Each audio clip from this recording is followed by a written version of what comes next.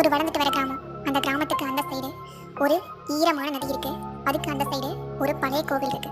அந்த நதியில என்னைக்குமே நீரோட்டது கிடையாது. ஆனா அந்த நதி எப்பயுமே ஈரமா மட்டும்தான் இருக்கும். அந்த சைடு ஒரு பொண்ணு நடந்து போய்கிட்டு இருக்கா. அப்போ ஒரு குரல் அவ பின்னாடி கேட்டுக்கிட்டே இருக்கு, என்ன திரும்பி பாரு, என்ன திரும்பி பாருன்னு. அவ திரும்பி பார்த்த அடுத்த நிமிஷம் மிரண்டு போயிட்டான். ஏன்னா அவ பின்னாடி யாருமே இல்லை. அப்போ அவ பயத்துல உறைஞ்சே போயிட்டான். அப்பவே அவ பூசாரி கிட்ட போய் கேட்டா, எனக்கு இந்த குரல் கேட்டுக்கிட்டே இருக்கு அப்படின்னு. அப்ப அந்த பூசாரி சொன்னாரு, உன்னை அந்த சாமி கூப்பிட்டு அப்படின்னா நீ பார்த்துருக்கணும்னு அர்த்தம் அப்படின்னு எச்சரிச்சு அனுப்பியிருக்காரு. அவளுக்கு அதே போல ஒரு வாரமா அமானுஷங்கள் அவையே தொடர்ந்து நடந்துட்டு இருக்கு. அடுத்த ஒரு நாள் ராத்திரி அவ வேலையை முடிச்சுட்டு அந்த வழியா நடந்து போயிட்டு இருக்கும்போது அவளுக்கு ஒரு ஃபோன் வருது.